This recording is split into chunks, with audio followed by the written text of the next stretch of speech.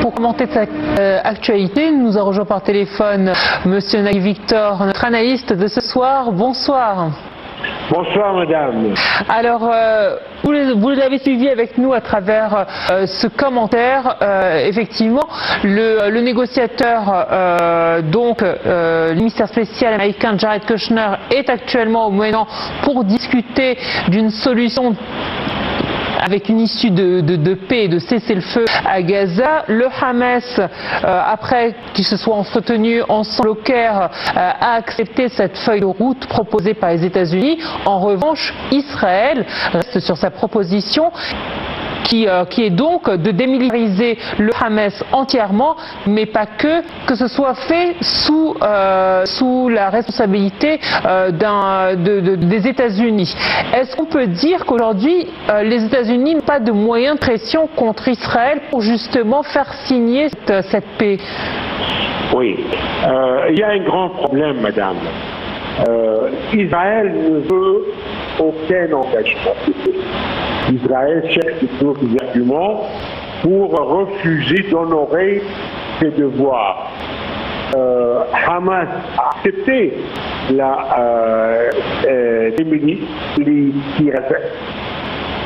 enlever les armes, a accepté de laisser les armes. Par contre, Israël refuse de se retirer jusqu'à la ligne jaune.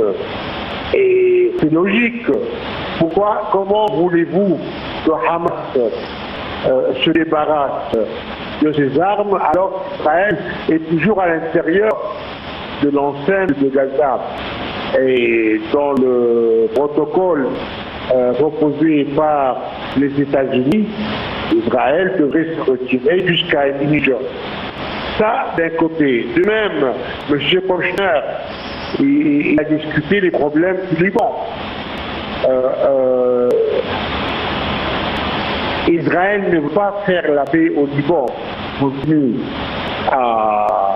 aux Français, et toujours le même argument, le même parent derrière lequel il se cache, les armes de Hezbollah.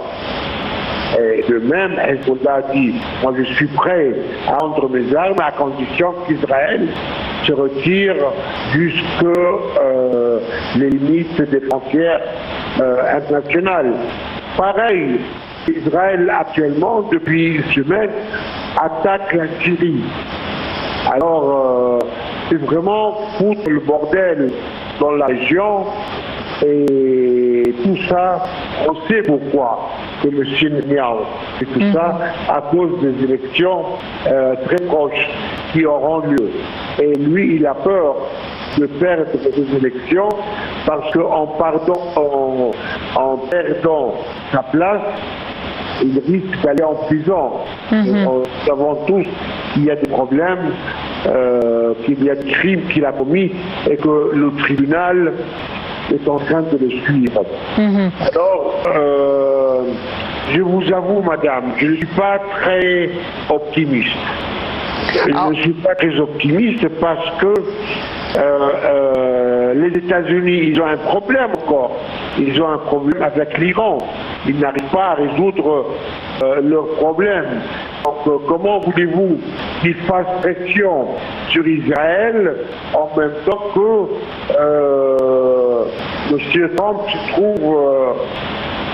se trouve lui aussi dans une situation délicate. Absolument, absolument. Et il a encore les élections de mi-mandat. C'est moche. Les démocrates l'attendent au tournant. Alors, ce n'est pas du tout facile ni limpide. M.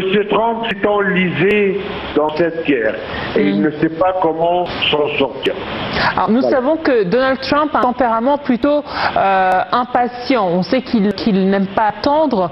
Là, le ping-pong qu'il y a entre le Hamas et Israël, l'un et l'autre se jettent la balle pour justement désigner un coupable au niveau du retardement des signatures de paix.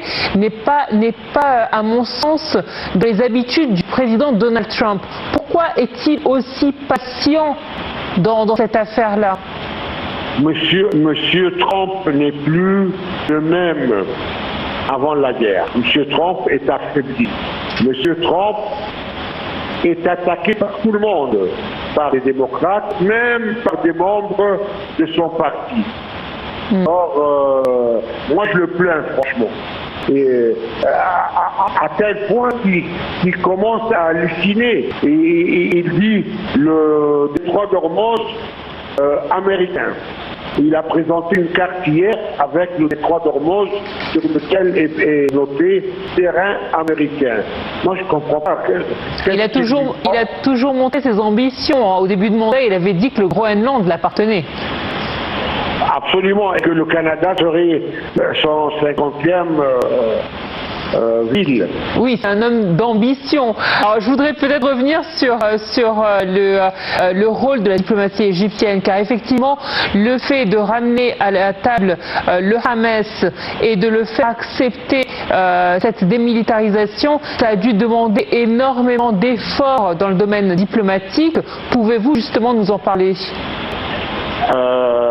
Tout à fait raison. Vous savez très bien, madame, que depuis très longtemps, l'Égypte est impliquée dans le problème de Gaza, dans le problème palestinien en général. Et à cause palestinienne, l'Égypte est la porte de cœur. Et dans toutes les réunions et dans tous les congrès internationaux. Et l'Égypte a beaucoup de relations avec tous les membres palestiniens, dont Hamas.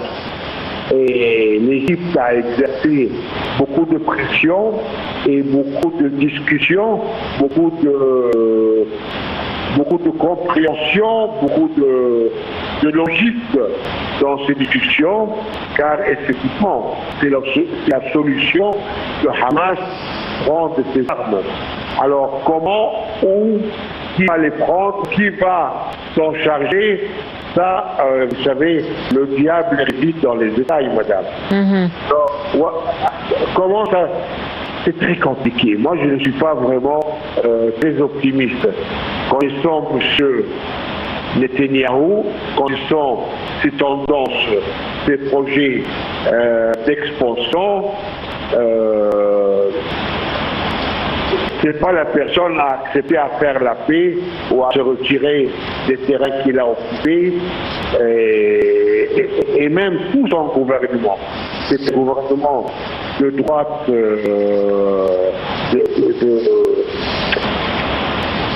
très fort et qui sont des extrantistes et qui ne cherchent pas du tout la paix, la réconciliation.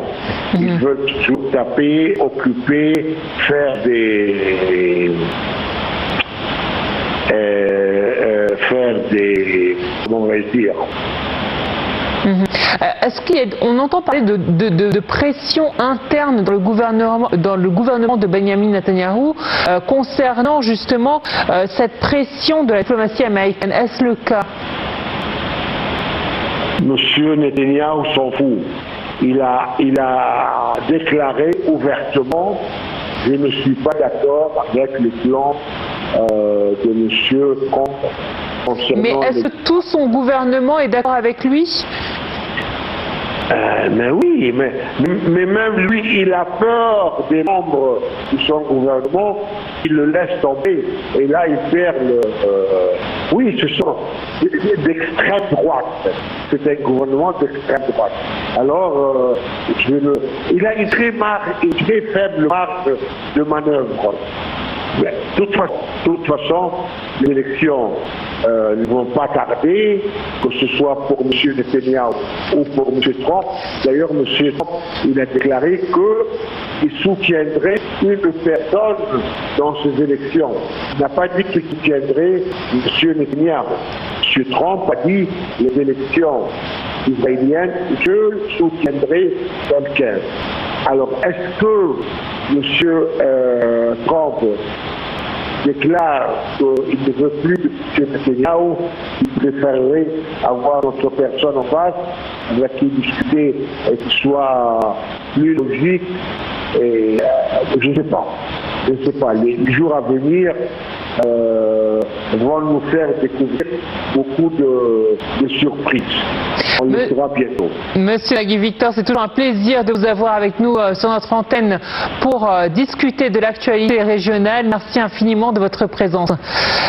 Quant à nous, chers téléspectateurs, passons à ce deuxième segment que vous attendez certainement tous, les médias et l'intelligence artificielle. Comment aujourd'hui pouvons-nous distinguer du vrai et du faux?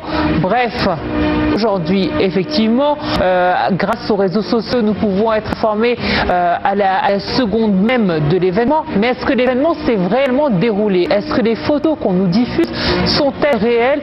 Même les médias tombent dans le piège. Nous allons essayer de voir comment aujourd'hui nos facultés de journalisme essayent de former ces futurs journalistes à la désinformation, à détecter cette désinformation et au contraire montrer le vrai que coûte, puisqu'effectivement on sait tous, on dit il faut le voir pour le croire, mais aujourd'hui le voir peut être remis en question. Donc comment faire? C'est ce que nous verrons avec notre invité, mais tout de suite un commentaire.